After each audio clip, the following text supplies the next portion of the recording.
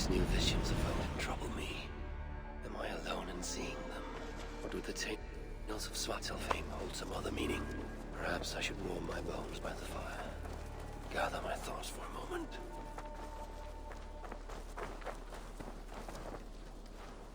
Always nice to see a friendly face. So if you see any... What do you have?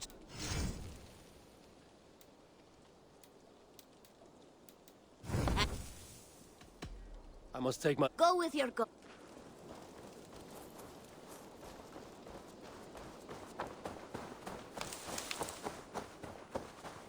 You are a good boy.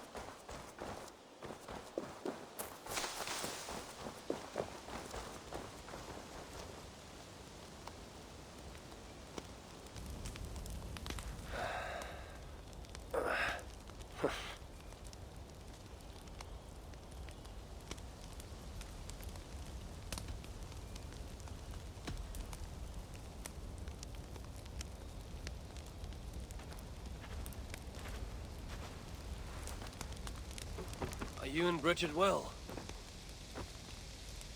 Of course. The flames soothe my mind, as do the tales told here. You have one to share, Gunnar. The legend of Svartalfheim. Aye, a story of a king who could not see the wood for the trees. Reidmar, greatest of dwarven kings. Within his palace in Gulnamar, he wanted for nothing except an heir. Reidmar and his wife had grown old. Perhaps too old. Late one night, consumed with worry, Reidmar walked in the shadow of his vast mountaintop palace, tears in his eyes. "The great king! What ails you?" a voice said.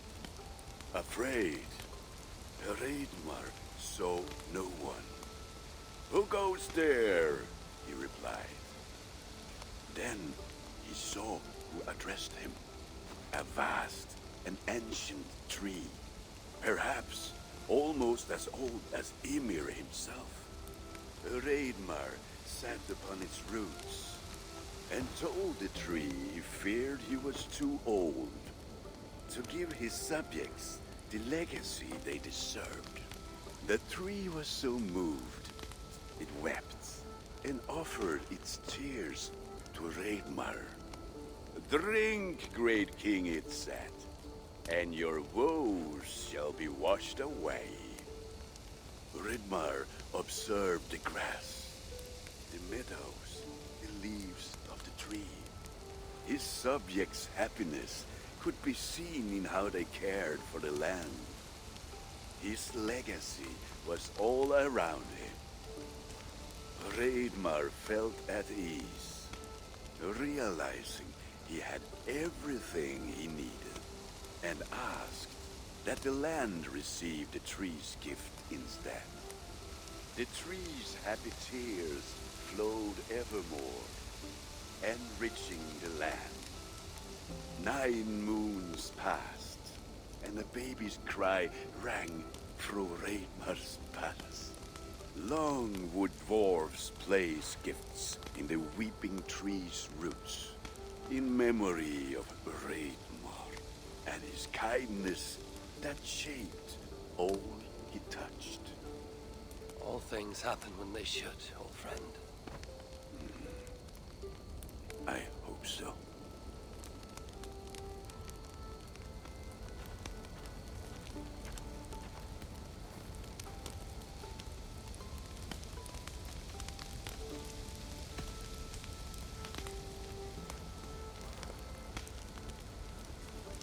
Tove, how have you been?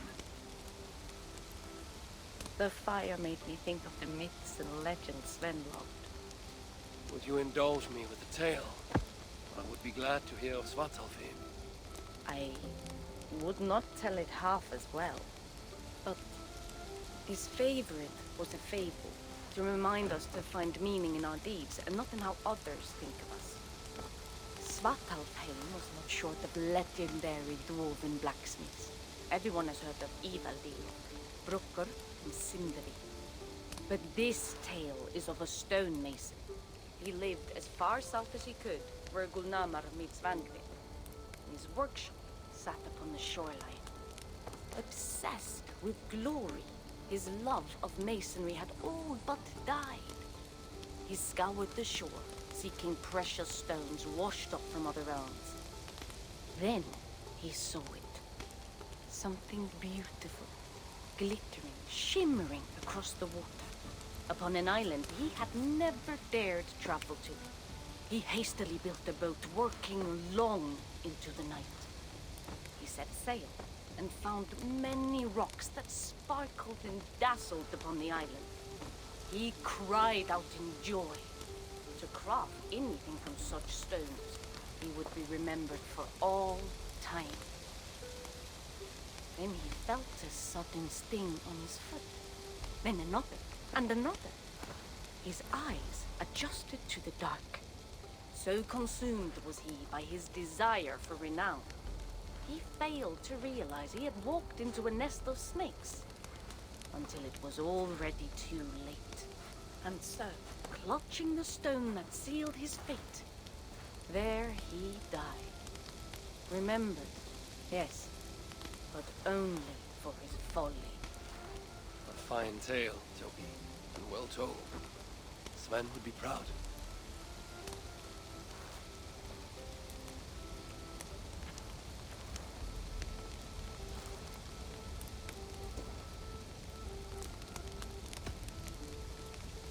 Eivor! Whatever is the matter? Have you been spending too much time drinking Valka's special sauces again?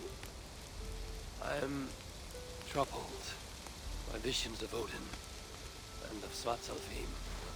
They flood my mind without warning, without invitation. Aha! Which is how Thor flooded Svartalfheim.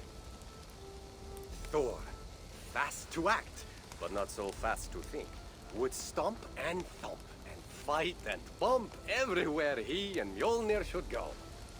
One day, he fought a giant in Jotunheim with such ferocity that Thor's killing blow was felt through all 9 realms. The ground shook, mountains rose up, hills tore apart, creating canyons, and north of Svaladal, the massive lake that housed the springs of Yggdrasil split open, flooding all of Svartalfheim. The dwarf king, Hreidmar, acted swiftly. He built 3 mighty dams, preventing further damage to his realm, working alongside his beloved subjects. So surprised was one builder to see the great king working as an equal, that he slipped, tumbling into the raging waters below. Without hesitation, Hreidmar leapt, once from his horse, and again from the center of the dam's lip, diving into the frightful torrent. Before the builder could even cry for help, Hreidmar was pulling him onto dry land. And so 2 giant statues were built to honor the king, one for each leap of unthinking bravery, and stood until the end of days. Until Ragnarok. Aye! So you see, actions ripple outward, like a stone falling into a lake. Or like Thor crushing a Jotun skull with Mjolnir. Affecting everything, whether foretold or unknown. I fear my tale has only worsened your concerns.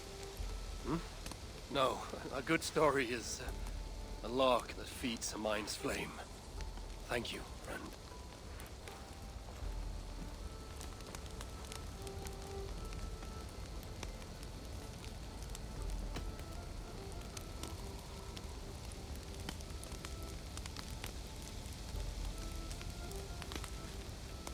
I hear you seek tales of Svartalfheim. You are not alone in your glimpses of the Aesir. You have seen them too. No. Only the power the visions hold, and their effect on those once held dear. You? Speak of Sigurd. Do you want my tale or not? There was a dwarven miner who cared only for his work. Mining was all he knew, all he wanted to know, and all he would ever know. One day, he heard a strange noise. All his long life, working in the northern mines of Vangrim, he had never known a boulder to squeak. He ignored it at first, but as the hours passed, the squeaking continued relentlessly. When the miner could take no more, he split the boulder apart with his pick, and then he saw a squirrel. Until now, pinned by the boulder, afraid and tired, the freed squirrel climbed into the miner's long beard and slept for 3 days. When the dwarf awoke the next day, he found fruit and nuts waiting for him. A gift from the squirrel, the first the miner had ever received. Finally, the miner had a friend. The squirrel led the dwarf to a stone hill within a lake. There, the dwarf would fish for supper, while the squirrel played in the trees. One night, watching his fishing line, the dwarf drifted off to sleep, smiling, enjoying the happy squeaks of his friend above. When the sun rose, its light did not find the dwarf, for he had turned to stone, his short-lived bliss captured evermore. The squirrel? It never left his side, hoping his friend would awaken, just as the miner had waited for the squirrel to do the same. Sigurd. He is not lost to us.